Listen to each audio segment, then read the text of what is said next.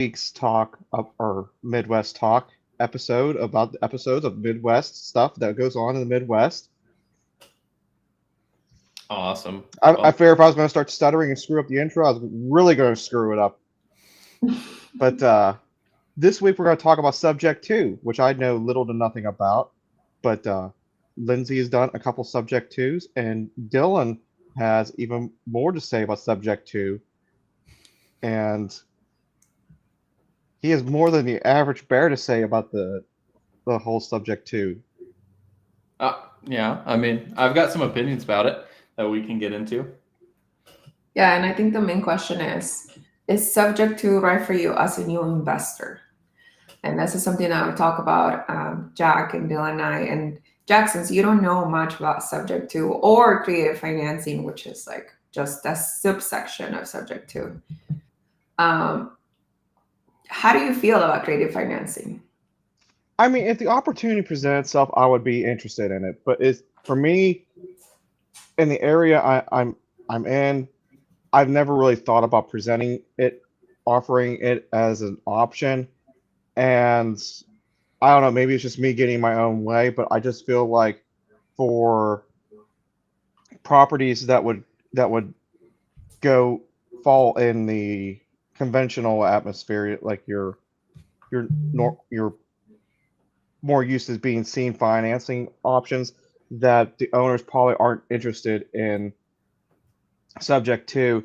And it's not even so much that I think they would say no just for the normal reasons. I think it's just because most of the properties in the area that I'm buying, the people have owned them since like the 70s. Like they purchased them in the 70s, so they're paid off, but they just want their money now. They want out. They want to move forward with life and just put this chapter behind them. Hmm. So if you were like, let's say, to be presented with a seller that wants to go about selling sell finance or subject to or whatever, what would apprehensions be?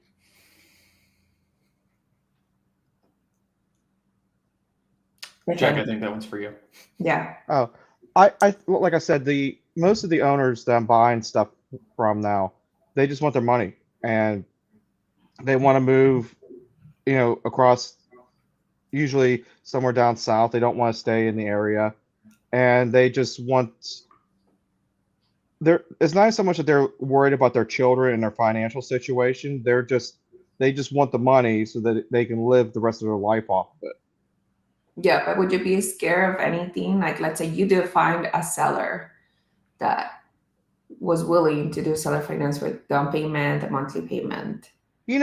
Maybe a year ago I would have been, but I think now doing research and stuff because like there's not really a whole lot to it other than just from my understanding, you have the title company handle the monthly payments. You send your payment to the title company, then they send it to the mortgage or the person who's doing it, and like it doesn't seem like there's really a whole lot to it. It's not really any more complicated on the back end. It's just more getting it orchestrated and stuff. But my biggest hurdle with it has been the fact that you try to explain them as like it's like, oh well, you could create a note, and then the note could be transferred to your kids, and they just don't want to hear it. It's like, I just want the money. I like this is my typical answer right here. I don't like my kids. Why would I want to help them? Not very common. Oh, sorry, I just saw a question pop up on my chat. I did also want to say hi to everybody that I saw popping in the chat. So we got Mark saying aloha from Costco and aloha from Hawaii. So he's in the Hawaii Costco. We got Flavio saying hi from Grandview, Washington. Yasik saying hi from New Jersey. What's up, everybody? And we got All Nighter Hider in here. So welcome, everyone. Glad Our to have you here. national YouTube channel. We have all different states, East Coast, Hawaii, We West did Coast. actually get a question that I wanted to get into just before we dive into creative a little bit more. They said, hey, what are you looking for on the MLS listings? Can hint the seller would be willing to do seller finance deal. It's been hard finding that in Indy. Oh, so you're in Indianapolis. I also live in Indianapolis. So if you just search up my name on Instagram, just Dylan Pettijohn together, you can reach out to me. I'd be happy to discuss that with you.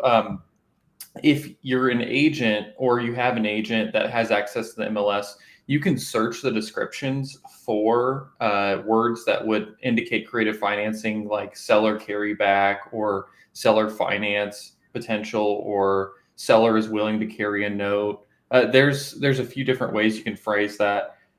Sellers willing to get creative, or just the word creative. I've searched that and I've seen them willing to do like a subject to deal. I don't think it's going to be as popular if you're looking on the MLS, because that's going to be a lot of houses. I just feel like it's way easier to get creative if you're in the commercial space because they're used to it. But that's one way to find it. And like I said, feel free to reach out to me. I'm happy to. Do you think answer some questions. days on market help? Like if you see a place has been on a market for 100 days plus?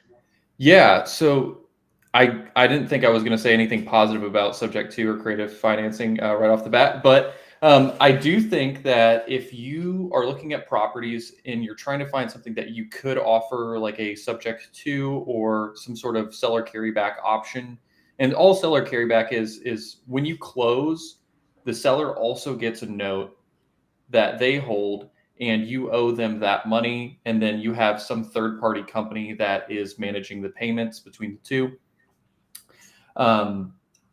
If you look at high days on market, that's one locate. Well, that's actually where I would start. If you're wanting to get creative, find some ways to get to the price that people want to be at, or a price that's very, very close to that would work for them. If you're wanting to find some creative options, before that, I don't think anybody's really considering it, because everybody wants their cash as soon as possible. But if they get a few months in and they realize, wow, nobody's willing to pay this price, or I don't think I'm going to get anywhere near this, and then you come in and say, okay, well, if you let me buy this property, creative finance, whether it's subject to or whatever, just pick a strategy. I'm willing to give you that money, but you're going to have to wait 3 years, or you're going to have to wait 5 years, or you're going to have to wait 7 years, and I'm going to pay you out in full.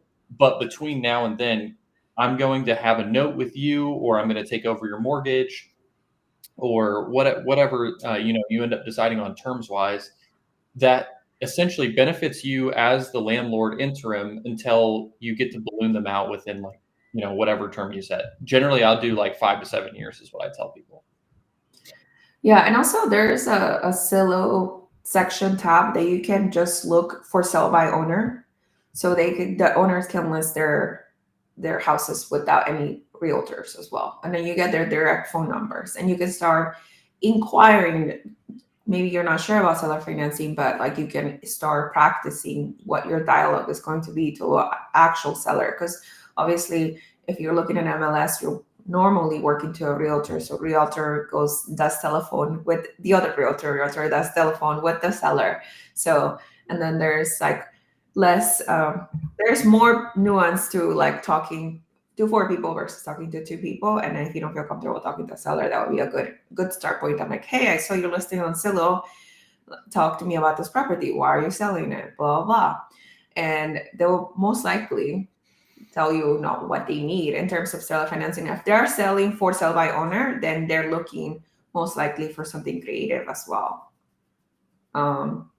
But in coming back to the topic that it might not be the best thing for an initial investor, an investor that has not bought any houses. When I talk to a lot of subject to people or a lot of creative finance people, there are most times when I talk to them, they're pulling like seller finance on a holy grail. And it has such great advantages, yes, right? But there's also so many security systems that are not there in place.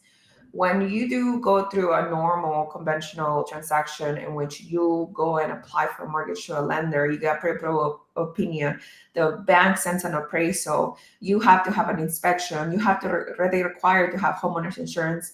and then you have so many steps during the escrow process to close the deal. Everybody kind of is making sure that that deal that you're transacting is going to be beneficial to you, to the bank. Not only you're going to have to prove income, you're going to have to prove reserves, you're going to have to prove that even if you get a DSCR for that loan is going to be able to cover itself and make payments back to the bank. So there's so many security safety points during that transaction that for me, for an initial investor, should be there, because when it's your first investment property and you don't have experience in the real estate world, then that's just going to be carrying you into a successful deal. Yeah, I agree. I did want to drop one little thing in here just from before we dig into this completely. If you are looking for anything creative, or different ways to phrase duplexes or ADU or anything like that, if you go on Redfin or Zillow, I know Redfin has it, I don't know if Zillow has it. There's actually a keyword section that you can search for keywords. So even if you don't have MyBor access, you can still do that yourself. I just wanted to throw that out there to anybody. But I think you hit the nail on the head on this one. I think the place that I get the most concerned when it comes to subject to is the marketing around beginners, because I feel like it is a good strategy and it can be used very well, but it's a tool that we have, and I feel like it's a more advanced tool than beginners should be focusing on. I think when you're first getting started investing, the only thing that you really need to do is get a base hit and prove that you can do this and that you even want to do this in the first place. And then once you've got your first property, second property, maybe you do it on your second. I just say I don't really recommend it on the first, because I feel like there's a lot of points where, I know there's a lot of points where it can go wrong if you transfer the property into your name instead of a trust, or if you don't have it handled properly and you get the due on sale clause called, or if you buy a property and you overpay because you think the numbers are going to work and nobody else is looking over your shoulder saying, well, this actually isn't going to meet the DSCR requirements. So, you're going to be negative cash flowing. There's a lot of things that I feel like can mess you up your journey as a new investor. And it just puts you in a bad position because you're getting a property that somebody already couldn't sell if it's got a high days on market at a price that they want it for, and you are paying that price to be able to get this creative finance option. Well, if it doesn't work out on that, you're kind of SOL, because now you need to figure out how you can sell it for more than that price so you can get your money back. And likely you didn't put much money into this deal besides like a small down payment, because that's a lot of the ways that people are getting these deals done. It's just they'll give the seller a few $1,000s to get them out of the transaction and then take over the mortgage and continue on from there. And if it's a good deal, that's awesome. But if it ends up being an alligator, like, you're stuck with this problem until you find a solution. Yeah, I agree. And then there's also, like, when I talk to like the deep creative financing people, it's like a first challenge to get over the hump. They don't care if they make any money in the creative finance deal, as long as they did one.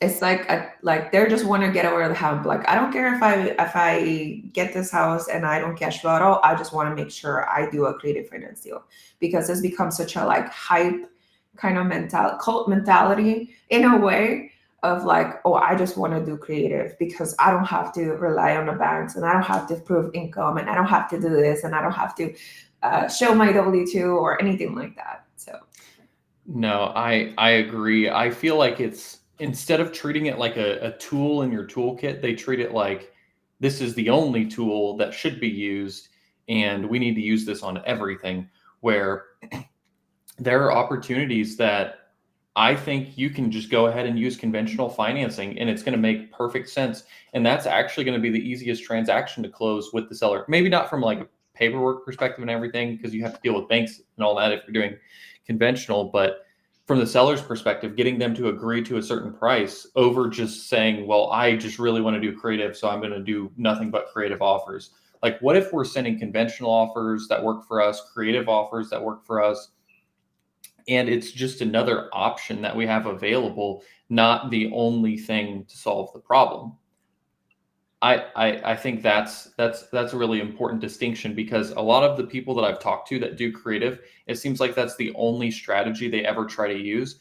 Where I've gone and got conventional commercial bank debt, and that made my deal work perfectly fine. If I kept pressing the issue of the seller carrying back part of the mortgage, or doing like a wraparound mortgage, or subject to, he would have canceled the deal on me. He already said like, "Hey, I like you guys, but I'm not willing to loan you $600,000-$700,000 because I just met you.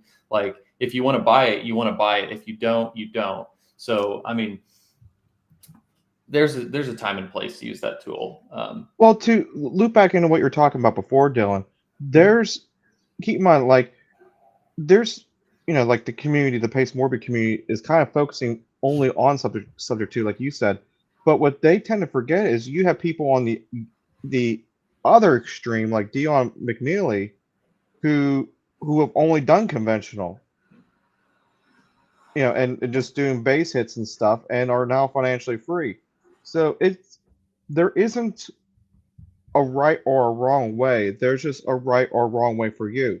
And there's, like, I could see for myself, using myself as an example, I could see probably like 9% of my mortgages ended up being some type of form of conventional, and 10% being, a subject to deal, or some other form of, not less than normal in today's standards, or loans. And that's all right. That's right for me. Yes, and I feel like that's like, not that I want to tell anybody like which way they should invest, as far as you should only do conventional, or you should only do sub two, and so on. I'm just saying, for a beginner, I feel like it is much easier if you just try to do a conventional deal, because you might not even like investing in real estate after you get your first one. So at least getting something at a decent price, where you can get out of it within a few years, and you're not stuck in this balloon payment period. I don't know. I feel like that's a much better way to approach it for a beginner. And if you want to continue to get creative after that, by all means. I'd say my first option on creative finance is not subject to. It'd be a seller carryback or a land contract before I would go subject to. More seller carryback, because you actually get the title in your name. I think sub two would be the last option I would choose there, but yet again, all of these things are just tools. I think it's important to know how to use them properly before you try to implement it. And if you really want to do it, pull in the right team that can help you manage that. I mean, Lynn, you did a couple. What was your experience like doing subject to deals? Yeah, I think from the beginning, like creative financing, if you have any owner financing done by the fact that the seller has complete title, complete ownership of the title, and they own the property free and clear, this is the most smoothed creative finance transaction you can have. When they own it free and clear, and they just move the title over to you, you now take ownership of the title, and then they create a mortgage note, which is basically a promissory note. That's the clearest thing that you can have in terms of creative. And when we're talking about subject to, it's when there is a mortgage already on the property. So the bank has ownership of the title, not the owner has ownership of the title. The owner might be in the title, but the bank owns the house. So when we're talking about subject to, we are doing it behind the bank, right? We're not contacting the bank and letting them know, hey, person A is transferring title to person B. So that's where it becomes tricky, because now that property has a contract with the bank, and we're doing it behind the owners, behind the bank, I guess, name. But that's why you would have to include so many protections, right? Like, you and the owner, the seller, you're going to have a relationship for as long as you pay off that house. You're going to have a relationship.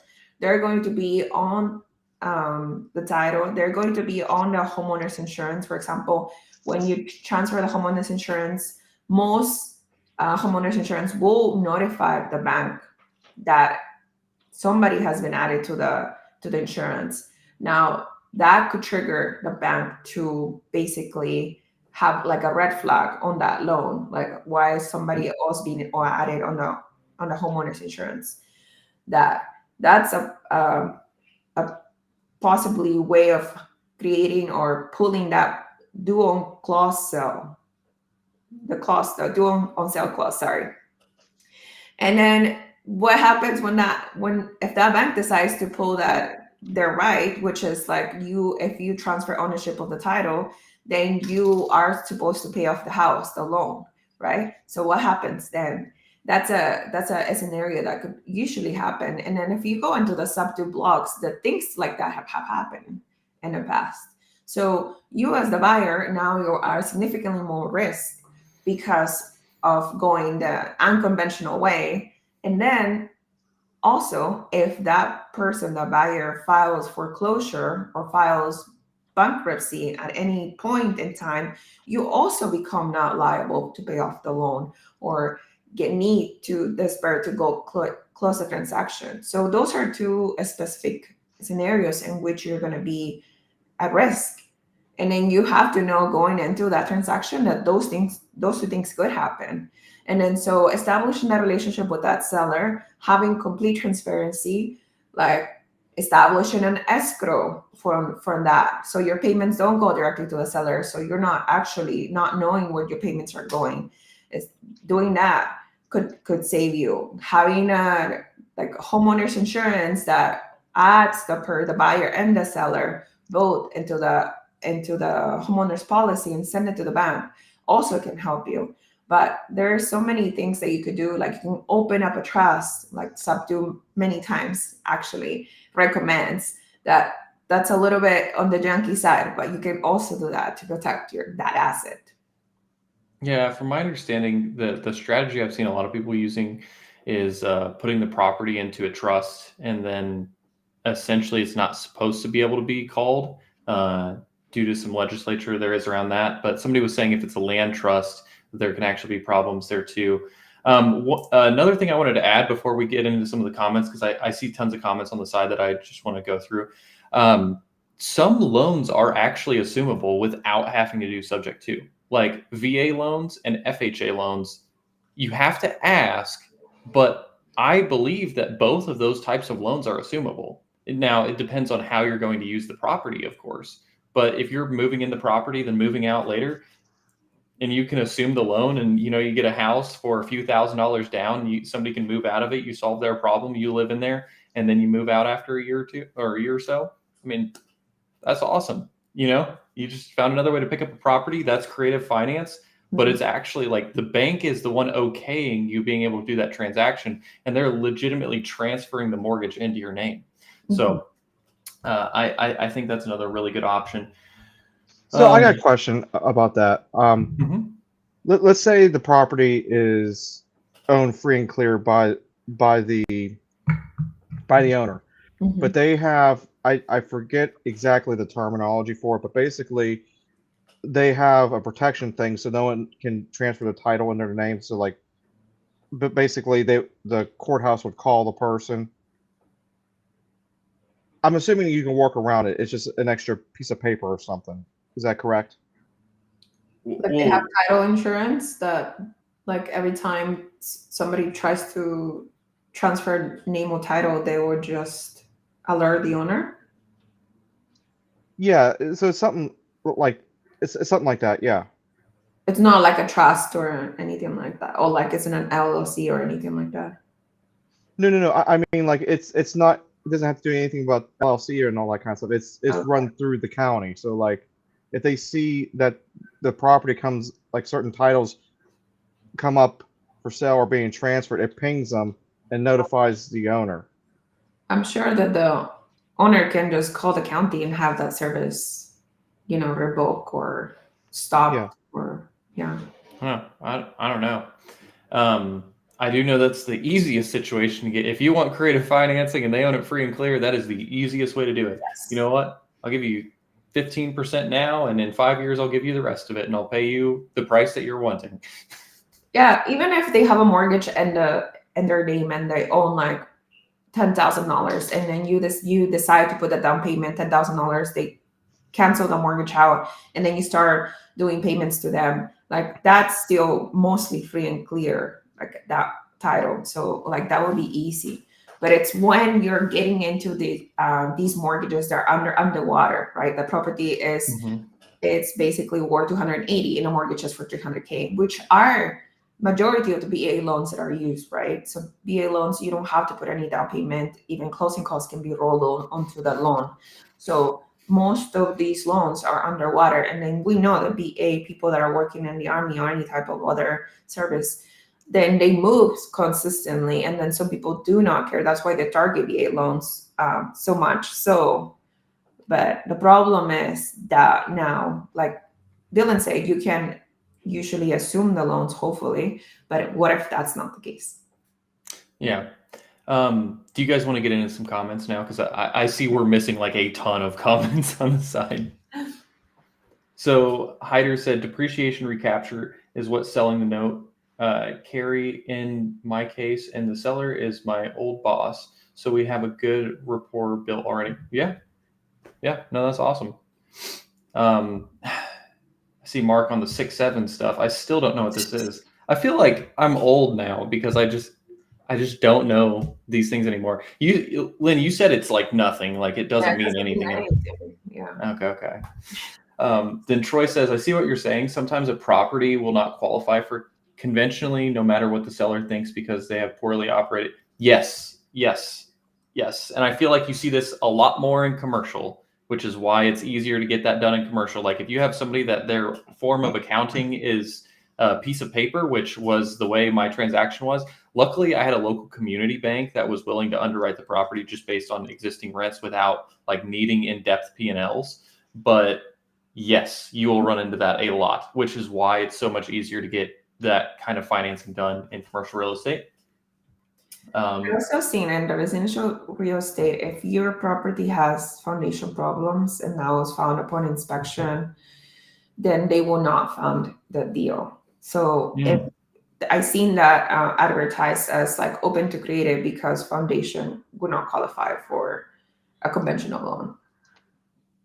Is there certain, because from what I understand, lenders will grade properties on a scale of how done the property is, how ready the property is to be lived in. And I'd imagine there's just like a certain threshold that doesn't land in where they're just like, absolutely not. Until you get that foundation issue fixed, we're not financing this property. Yeah. Hyder said, making great points. I'm getting up there in years that I've at least been listening to this stuff. So I feel like I've been listening to this stuff for almost a decade now. So while it seems like I've only been investing for 2 years, since I was in high school, I was like listening to people talk about real estate. Troy says, definitely agree with me on sub 2, but if you can lock in low interest rate and mortgage payments, yes. But I'm just saying for people that are getting started, I feel like they should just focus on being able to do something and it doesn't need to be the best deal ever, but just to get started and figure out if they even like it in the first place. The hardest part is transferring homeowners insurance. That's actually interesting. So that's on sub 2. That's the most difficult part. Yeah. So when you are transferring the title of the home to the next person, what happens is that you're going to have to dissolve escrow from your normal payment. And then a lot of banks will give you so much ish for just getting rid of escrow, random limit way loan. They will ask you for so many questions like, right, why are you deciding to dissolve escrow? And because you have a loan with us. Anyways, so depends on who the bank, how agreeable they are. They may agree or they may not agree. And then so you have to submit proof of like taxes paid up to date, right? Like the next taxes paid up to date, because that's normally on escrow. And then also the homeowner's insurance. And the homeowner's insurance is hard because you would have to add additional payees. So the first payee, depending where your property is, the trust or whatever, the first payee would be the loan, the bank loan. The second payee would be the buyer. The seller. So whoever sold you the house, and the third payee would be you. Interesting. Yeah. Yeah, that does sound way more complicated than just applying for it. Mhm. I just go to steadily.com. That's a plug. And then you just get a quote really quick, and then I'm like, give me this policy because I know you guys are cheaper than most people. It's very important to check the mortgage contract that's from Hyder, see if it's assumable or not. If it's worded that it would trigger the due on sale clause, I wouldn't do without express consent. That is, I would say that's probably not the opinion of most people in the sub two community. They don't care if Yeah. it's worded in there. They find the way to transfer it into trust and everything. And all I'm saying on that topic is that's perfect. If you can do that and not have any problems and you transfer it into trust and you know how to do everything properly, fantastic. But if you're new, probably not the best idea. I know you're not new. Yeah, you'll have to open up a trust, so you'll have to have an attorney do all of those things as well. And then I see Jack's comment. Then I see, is it Liz? I'm just gonna say Liz. Yeah, I think that's Liz. What would happen if the due on sale clause? Okay, what would happen if that's triggered? Can this happen after closing on the property? Yes. And now yeah. So you just have to come up with the money to pay off the lender. I believe they give you, what is it, 90 days to cure or something like that? It depends on the lender and the dual sale clause. What I hear from banks or lenders is like they don't want to trigger the dual sale clause, so Mhm. they'll try to work with you. I mean, no bank wants to foreclosure on the loan and miss with 30 years of interest payment, right? So they do give you time to come up with the money. Like I heard, like 3 to 6 months.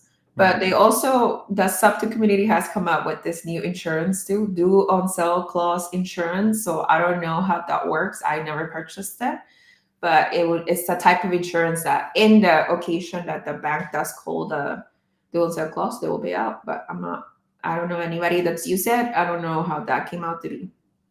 Yeah. No, I think the question for the bank, just like putting myself in their shoes, is like, okay, I knew I underwrote that person to have my money, and I knew they were okay with it, like okay with managing it. That we vetted them to make the payments and everything like that. But now you just like gave it to somebody else, and now they're making payments. It's kind of like if I just had a tenant move out of my apartment and then have somebody else move in and say, okay, I'm the person making rent payments now. It's like, well, I don't know. I'm gonna have to figure this out. I need to figure out what and especially if the rent's low.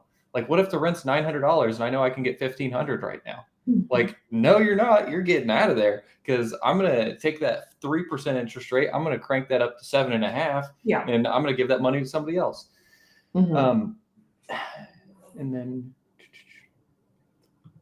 but I do believe they give you time, and from a lender's perspective, I don't think they ever want to have to use a due on sale clause, like you said, because the objective of a bank is not to own a bunch of properties. They want to lend out money. They hate when they have to take over people's properties because they lose money and then it adds work for them to have to auction off the house, go through the foreclosure process, pay attorneys. Like it's just way more than they ever want to have to deal with. I see Liz says, if you put 15% down and a balloon payment after 5 years, how do you plan on paying it off after 5 years? Well, that's part of the problem. You just get another loan. Like if you added a bunch of value to the property, if you've got a portfolio, you could refinance some other stuff, figure something out there. But ideally, the way I've always looked at it is if I'm offering somebody a deal like that, where I've got 5 years to pay them back, I am trying to find all of the ways that I can add value to the property. And I would have had this together before I bought the property. This isn't something we figure out, once we already have the property in our name. So if I know a property, I can buy it for 500, should be worth about 700 with certain fixes done.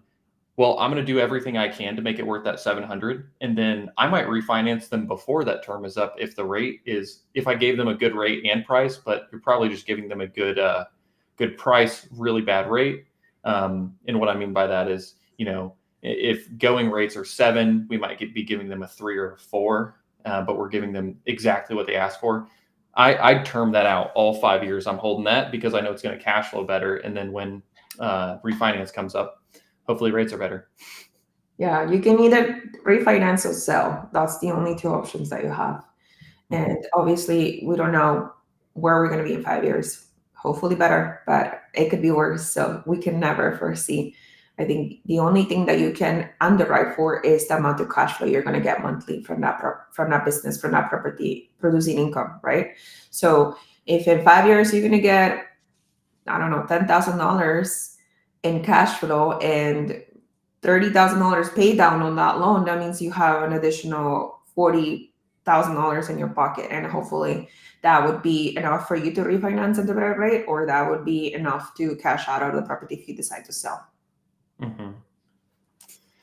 And then what's the next one? My plan is to transfer properties into an LLC for estate planning purposes. Very important. Then transfer the owners of the LLC.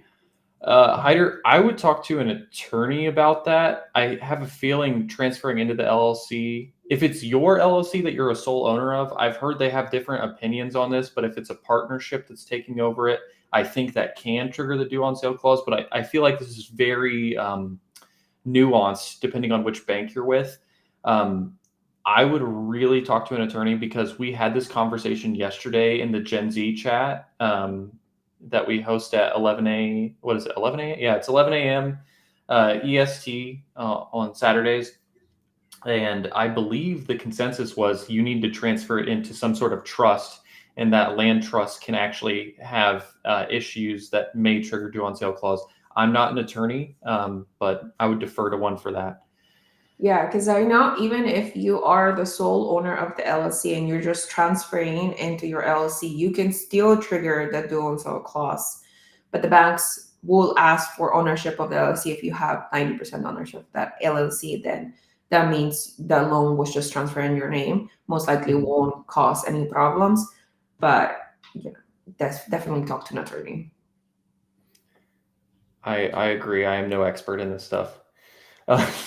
To Lynn's point, an LLC does require an attorney as legal representative. Owners cannot speak on an LLC's behalf conventionally. Again, there are ways, though. I don't know. I'm sure Do there you guys know? I'm sure there are ways, but I don't know of them. And R. Freeman is saying, "Good morning, guys. Hope everyone is having an awesome day." It's awesome over here. I hope everybody else is having an awesome day too. Yeah. Jack, we got to loop you in, maybe questions or something like that. I know this is a topic that you haven't discussed much. And Jack, I have a feeling, though, that the reason you haven't had to delve into creative as much is your market just works conventionally. It does. Like, yeah. He has a lot of money. Yeah, Jack is just loaded, if everybody didn't know that. He has Loaded. cash after years. But like being able to buy a duplex for what, like 150 grand or something, or is it less than that? No, it's about that. Yeah. Yeah, being able to buy a duplex for 150 grand is insane. I would love to be able to buy a duplex for that much money. So like when the deals work like that for you, there's no reason to really even look at a lot of creative financing because you can just buy cash flow. Whereas a lot of what people are solving for in some of these other markets is like, hey, like All-Nighter Hyder was saying, in San Diego, the only way to get cash flow is creative financing. So they have to do it to make it work if they want to make money with their portfolio cash flow wise, if they want to be located there. Yeah, and to kind of go back to your point earlier, and something that All-Nighters was hinting around, if I was to go buy a commercial property, you're obviously going to do something like subject to, because it's more accepted in that arena. Yeah, we're creative. I think some banks, you can even ask the banks like, hey, we're going to be transferring owners. Here's their experience. Would you be okay with them taking over this loan? I haven't done that personally, but like, those loans, if it's with a community bank or credit union or anything like that, the people holding that loan is literally the local bank. So you can go talk to their VP of lending and you can give them all your finances and stuff like that and just see if they would let you assume somebody else's loan. Mm-hmm. What's up, Curtis? Good morning, man. I like this way more because we actually have like people in the chat that we can talk to, like interact with. going back and forth. Going Not that- past the advanced, like creative financing, there's people that I know that use creative financing as a business, like sellers that sell via creative financing as a business, like lease to buy, basically. Business model in which they trigger people that they like go after people that want to do creative financing because in a way it's predatory. Like majority of the people that do creative financing don't qualify for bank loans, right? They maybe don't have a social security number, they have an ITIN number, maybe they work under the table and they get paid cash. So when you go after these people, creative financing now will go like for higher rates. Like instead of getting like a 7% rate from a bank loan, they would charge 9-10% rates, which I've seen a lot of like trailer parks, for example, or manufactured homes in which they offer lease to buy options. And then they will charge you a hefty down payment, let's say $10,000-$20,000 for like a manufactured home. And then when they are unable to pay that monthly, like they miss 1 or 2 monthly payments, then they go and kick them out. And that's also like a business model that they use, which is also in a way like you have to be very well versed on this creative financing to make sure that you don't get taken advantage of as well. Yes, I think one of the things that I see that is creative finance is the what do you call it? Like the lease options with houses. So like they'll buy a house cash and then lease option it to somebody else, then use that money that they get from their down payment to go buy another property, and just keep doing that over and over again. The scammiest thing that I think I see is the rent to own. I hate that so much because it's very deceptive in like how much of the rent is actually being qualified towards the ownership. So like somebody might be paying, I mean, to be fair, when I'm paying my mortgage every month, like $1,600 of the $1,800 is interest. But like at least I know that. Whereas like with rent to own, it might be like you're paying $1,500 a month and like $40 a month is going towards the like payment towards you owning that property, towards your down payment. So it's a way of like charging people a ton of interest without them even being able to see it because of how the deal is structured. And I see that a lot. Like you'll see houses posted on like Facebook Marketplace and stuff like that for that, where they're like rent to own this house, and it's always like the worst deal possible. I would almost rather just one of those people come to us and we can just do a 100% finance like FHA deal. They would be way better off because they might get like an 8% interest rate just because they're borrowing the down payment and they're borrowing the 97.5%. But at least you're not paying like some of the ridiculous prices that you see people paying. I mean, 8% right now, like I almost have an 8% loan on a conventional property that I bought owner occupied. So, I mean, I just closed somebody on a 100% finance with a lender, 8% interest rate. $2,500 was all they had to bring out of pocket to closing because I got the sellers to pay all the other closing costs. Like that deal is so much better for them than a rent to own. Like they came to me asking about rent to own because some other lender was talking to them about it. And I'm not a lender, by the way. I just work with a few lenders. I'm an agent. It just worked out way better for them. I turned them away from that really quick. And then what speakers are you looking forward to in Vegas? What speakers do? I'm so bad about this. I bought the ticket for the event and everything, and I'm ready to go, but I don't even know who's speaking. Jared is speaking. Who? REI Jared. Oh, Jared's speaking. That's awesome. Yeah. Cody. Cody is speaking. Oh, and Pace Morby. Pace Morby, Jason Hartman. Brandon Potts. Brandon Potts. I just asked Zuber this, and I forget his name again already. But the guy last year who was the minister from Alaska, who was talking about mental health, he's going to be there. Zuber's doctor is going to be there again. I don't know if I heard right or not, but I thought they said uneducated economist is talking. I didn't hear that. Yeah. I think he shared this, but there's not there's the most known as like Pace Morby and Jason Hartman. Yeah, I think I- out of everybody, like who's your guys' favorites? I'll go last. You go first, Jack. I like that one. Yeah, that's a That good one. one. No, What? honestly, I don't know if I necessarily have a favorite. Like I like it. I like everyone. I feel like everyone has a lot of good content. There's certain people I like more than others. Me. Just kidding. But We're speaking. I actually like to go there to network and talk to everyone. And like I'm more excited to see the two of you in person than I am, for example, like Pace Morby. If that makes sense. Yeah, thank you, by the way. There's a girl that's speaking this time. She's Latina. Her name is Andrea, and she's a flipper in New Jersey. I know Subar's had her on her channel before, but she used to be a doctor from Venezuela, immigrated to the United States, and basically met her husband who was in construction. And now they have a huge, massive like company, flippers, and they do creative financing. And she's speaking as well. So I'm excited to see women up there on the stage. Yeah, I know it was really good last year. I think of everybody, I think the really good ones for the audience to learn is going to be Cody Davis and then Brandon. I think Brandon's is going to be really, really good. Talking about build to rent. Pace, I think that'll be really cool. I feel like the ORAT audience is really good about like when we had the event last year, the thing that I took away from like the very first day was when they said how many of you people own rental properties, 90% of the room raises their hand.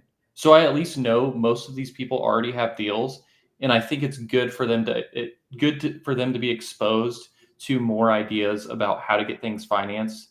Because if you've already maxed out your 10 conventional and you've done some DSCR deals and something lands in your lap and you're like, well, the only way to make this work is sub 2. Well, now you have the opportunity to be able to use that. Mm-hmm. So I think Pace will be pretty good too. Yeah, I heard him talk before. He's a great speaker.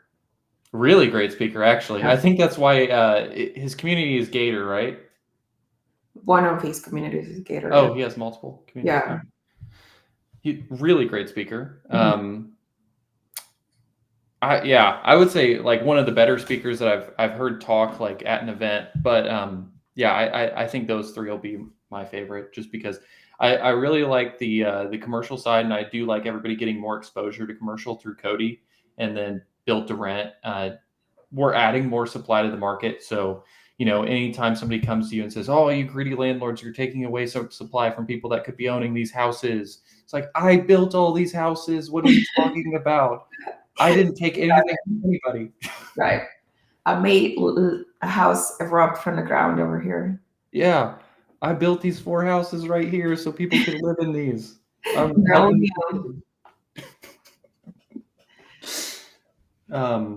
Looks like All Nighter said he bought a sorry, go ahead. No, I bought a lease option course, haven't done anything with it yet, but that's my lack of action, no reflection of the strategy. Yeah, they have I've seen some people that do that successfully, like doing lease options. It's interesting. As long as you're fully disclosing everything to the people that are going to be the people optioning the houses from you, I think that's fine. It's when everything gets murky and then people that can't afford to buy houses lose a lot of money that they didn't have in the first place. That's where I have a problem with that kind of strategy. Yet again, just as long as you're actually helping people and solving a problem for people, that's cool. And then you had the one pulled up that Mark was asking. Yeah, no, I just want to add to the lease option course. Oh yeah, go ahead. It's just like the whole thing is a contract signed between the seller and you. The problem in there is that nobody is overseeing the contract. For example, like the person that's claiming to have total title ownership, there's no title company doing a title search to seeing if the person has complete title ownership of the house. There's an existing loan in the house. So that is when I run into like, okay, I'm gonna sign this, I'm gonna give a down payment, but I don't know if the person that's actually making me sign the contract has the ownership of the house, or is there a lien on the house? Is there an existing lien? Like, does Water Power have a lien on there? Does the government have a lien on there? Are they up to their property taxes? Like, we don't have that information unless you go to a title company and do a title search. So be mindful of these things as well. Like, what if you sign and give a payment to one person, but the whole house is owned by a whole family, or is in a trust, right? Like, then is your contract valid? Probably not, right? So that's the whole point of that leased option. And then just like the more you know about it, the better it would be for sure. Yeah. Just protecting consumers a little bit more. I mean, that's why we have all the regulations we do with banks and everything. Jack, you want to read this one? It's popcorn reading over here. This is a question left on my channel that Lynn was recently on. Thoughts on buying an investment property in California with a nicely done, unpermitted ADU, detached garage turned into a studio? Don't do it. If you're buying it unpermitted, meaning there's not any type of permit on that house, and then that the city can call you on, or your neighbor can call you on, or somebody finds that property in any type of apartments.com, the city is going to come and make you redo it. Like, as long as you know that and you walk that into your numbers and you're willing to take the risk until that risk dies on, it could be like a year from now, it could be month one, it could be 10 years from now that they call you out of, that the city is going to make you redo it. That's the only thing that I would see. It's like, do it at your own risk. Now, Well, when here's you the say other thing too. Oh, go ahead. Is Sorry. Here's the other thing too. So not only do you lose everything that Lynn said, but for the amount of time you had a tenant in there, that tenant can then sue you. Yeah. And get everything back. End up your whole house. So when you say redo it, do you mean they are going to make you strip it to the studs, and so they can vet the electrical, vet the plumbing? Oh yeah, do not do that. They're going to make sure, because there's no sewage, there's no utility connection. So how are they going to be able to see it or see if it's correct? Do you need an additional electrical box? They're going to make you rewire the whole thing. They're going to make you do it again. Yeah, no. And like that said, your tenants may sue you if they find out this is unpermitted. All they have to do is see online that, plenty of people talk about that stuff, like, oh, just sue your landlord. It's fine. Yeah, it's very common here. To be fair, in that case, you actually deserve it. If you're putting somebody in an unpermitted structure that wasn't vetted by anybody that is knowledgeable about electrical, plumbing, or anything like that. What if you decide to go completely extreme and you're going to live in a camper inside of the garage, and you kind of had that fake green grass AstroTurf? You have flamingos inside the garage. That we go complete redneck inside the garage. I don't know. Kiddie pool and everything. I was listening to the second interview that Kyle did and how he lives in a tiny house and everything. And I'm looking at tiny houses as I'm listening to the interview house, because I was like, maybe I can do an additional ADU in my house, but maybe I can put a tiny house in the backyard and rent that out. And then so I was just like, well, technically, if it's on wheels, I was looking up on my county. If it's on wheels, then as long as it has a license plate, it doesn't qualify as an EDU. So maybe, I don't know. You just park it in the driveway. That's what I was saying to my boyfriend. I'm guessing he did not go for that. No, but it hasn't left my mind. I don't know. Yeah, you just got to keep working on it about it. Just one step, first it's parked in the driveway. Next, it has a license plate. Now we're moving our stuff in. With $40,000-$50,000 that look nice. Yeah. So is this a speaker list that Mark sent? Additional speakers? Some of them, Rob yeah. Hill, Leo the Trader, Aaron Amin, Ryan Ruff. Oh yeah. I mean, who's Kesha Ruff? I think that's Ryan's wife. Oh. Honestly, I've watched Rob's stuff before. I'm not a short-term stay person, so it's cool. He's a good speaker as well, but I don't know any of the other people. Well, I do know Aaron. I know Aaron does assisted living, I think, right? Yeah. Yeah. Mhm. That'd be He's pretty also cool. doing build to rental. Like he found land, Mhm. he's working on it, and then it's going to be like a 16-room assisted living. So he's undertaking the whole thing, like developing land, building, and then putting the business in there, and then doing the residential still living. Yeah. And Ryan and Keisha are from the community, right? Just from the ORAT community? Or no? I don't know. No. I would guess they're at least in it if they're speaking. Just guessing, but I could be wrong. I don't know who Sean and Sharon is. Do you know who that would be? PTO for life or no? Mm-mm. No. Mm-mm. I don't think so. Market dependent, but tenants can sue for all paid rent when living in an unpermitted. That's not even worth it. Yeah. What are you guys' predictions on who may get belts at the upcoming event? Jen again. Again. I think I think Jared, but he got one last year, didn't he? Yeah, But I feel like that guy's been on just a moonshot over the past few years. yeah. Um, But I give him props because I think Jared strikes me as the kind of person that has like a high income, but he lives way below his means still with like the way that he lives, the house that he picked, and even with his family. And it seems like he has been like that for years. That's why he had the ability to deploy so much cash into these houses by liquidating his big investment accounts and putting like 100,000 per house into basically making them ready to now attaining what he's done, which is like he's gonna close out 200K in revenue from his rentals after 2 years of investing. That's amazing. yeah, no, I mean that's what I was thinking.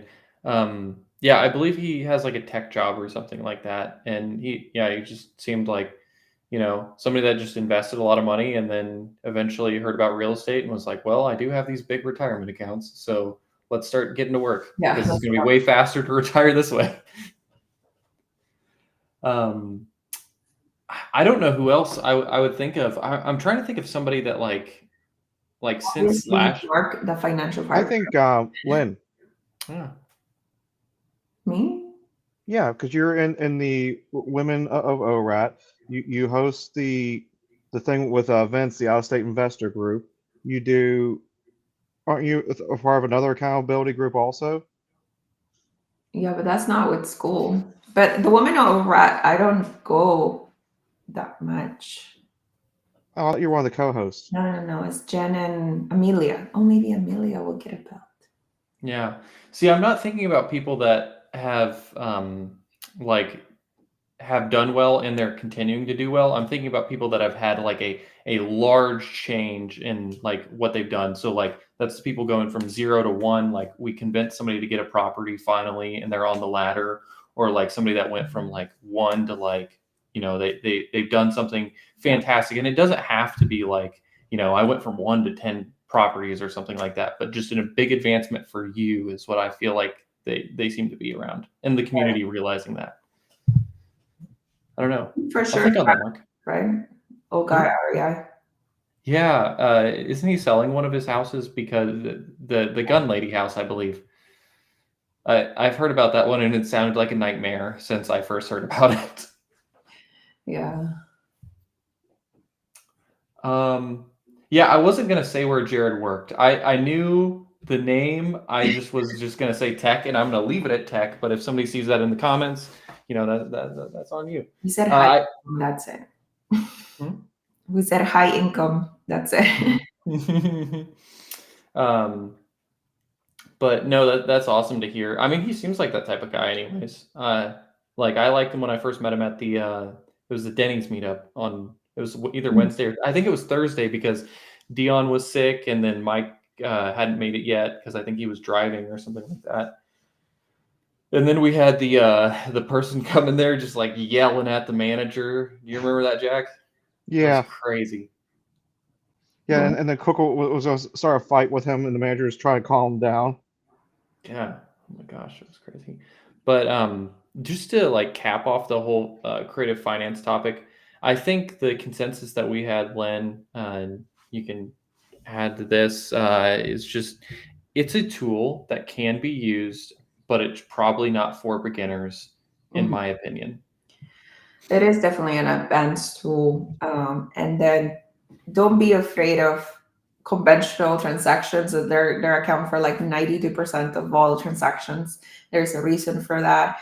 We develop a systematized system where like the person that's applying for the mortgage wouldn't be underwater, right? Like the chances of them qualifying, getting a pre-approved, closing the deal are significantly higher as opposed to when you were in 2008 where like there was like no system whatsoever to verify the income to make sure that you were going to have enough reserves and continue to keep this house as a business, as a purchase, as a single family, whatever it is that you want to do. When you're talking about creative financing, the sky is the limit. Really, you can make up any terms that you want for what you can do with this house, like interest only payment, no balloon payment, 40-year loan, fixed interest, no interest. Like there's just so many things that you could do with creative financing, and that's why it becomes so much complicated, so much more nuanced, especially if the title is not clean. Yeah. I on one of the deals one of my clients was wanting to do, I was negotiating it was a 7-year balloon term with a 0% interest rate, interest only payments. What? Yeah. They were about to go for it, but they did not. They did not. It was another investor too, so I was like, yeah, I don't feel as bad. I think they put themselves in a bad situation with the flip, and they were just like, we just need to like get that money back at some point. We're like, okay, well, 0%, 7-year interest only. Yeah. I agree with Suber. It's like if you're getting any type of a loop payment, it should not be less than 5 years. Like 2 years is too little for you to figure out what you're going to do with the property, sell it, refinance it. Most chances you're not going to be able to get a significant profit to offset that appreciation, whatever you are in the country. So 5 years and over. Yeah. No, I agree. I get really nervous. Is like really, I feel like seven's always where I start. But if they land at 5, like that's fine for me to negotiate with. Also, you get if you have depreciation in your market is 2 or 3%, you get that for 5 years, added on to whatever the equity is that you're building in the property through value add on that end refinance to make sure you're in the best situation possible for that refinance. Oh, Sean and Sharon, they have 1 million followers on Instagram, and Sean makes money easy handle. I don't know if you're saying that is their handle. Make money easy is their handle or something like that. And there are a couple that traveled Asia for 2 years. That's cool. I remember seeing them on Suber's channel. Yeah, I was gonna say I read that and I remember listening to it. Yeah. But I think Mark's saying that they make handles for coffee mugs with money and glue them on. Oh, I feel like I've seen them on YouTube. Do they post on YouTube? Okay. And TikTok, well, that's cool. Instagram. Yeah. They retire. They're pretty. I'm not sure if they're married, but they retired and then they went and traveled for a couple years to Asia, and then they came back and now they're going back again on social media and building their business brand. That's awesome. Well, look forward to seeing everybody there. And then I'd say more than the speakers, really just looking forward to meeting everybody and seeing what everybody has worked on since last year. I think that's usually my favorite part of like going to any of these events. I always tell anybody when they ask me, it's not the speakers you're going there to listen to. Like, yes, you're going to watch them speak, listen to them, take notes, whatever. You might learn something. The best part is the people that you meet at the event. That's it. The networking. Mm-hmm. Yeah, we're just like making for like if you're one of those people that you've never been to an event like that and you're used to being around people that just don't do real estate, so everything seems so scary. Like I feel like we've seen a lot of people that didn't own properties before going to the event, and then we got them all hyped up at the event, but even afterwards we stayed on them about getting something. And I know Max bought a duplex, and I know Shane is a commercial real estate broker now. and he was a carpenter before that. So, just switching into like everybody's moving over to real estate, and it's just good to be around people that are wanting to improve you and improve all of us as a whole. Yeah, and then you make friends too. Like you guys are my friends now, and that wasn't true last year. But I know you have people like Sarah Garrett that, like, if you ask her to text you every day, she will text you every day, good morning, and go get it, keep saving, you got this. But yeah, the amount of people and quality people that you see here in these events. And then I'm lucky, I think, because this is the first event that I attended, as opposed to like other events, which I have attended since then. It's just a different vibe of people. I haven't been to another event, but I would like to, at some point, I would like to go to a Bigger Pockets event just once to experience it. Yeah. Yeah. But I want to go with like a mini group of O'Rowdians. I'm down to go to Mexico if they go again. We're going to invade the Bigger Pockets event. Yeah. Just as a group. Recently, so. Everybody have Frank's shirt on. This All-Nighter Hider said Curtis got his license. Yeah. Curtis is an agent as well. Yeah, like a bunch of people. Well, Curtis was already an investor too. I had known he got his license, but I'm talking about mainly the people that we essentially but as Curtis a group. got a shower now. I mean, that's something to celebrate too. That is something to celebrate. He's no longer in a studio apartment with no shower. I'm excited for him. Well, I think this is a good time to wrap it up. Yep. But if you guys want to hear us talk about anything else, put it in the comments. Please like and subscribe. Make sure we're hitting this algorithm. So we'll see you next week. All right.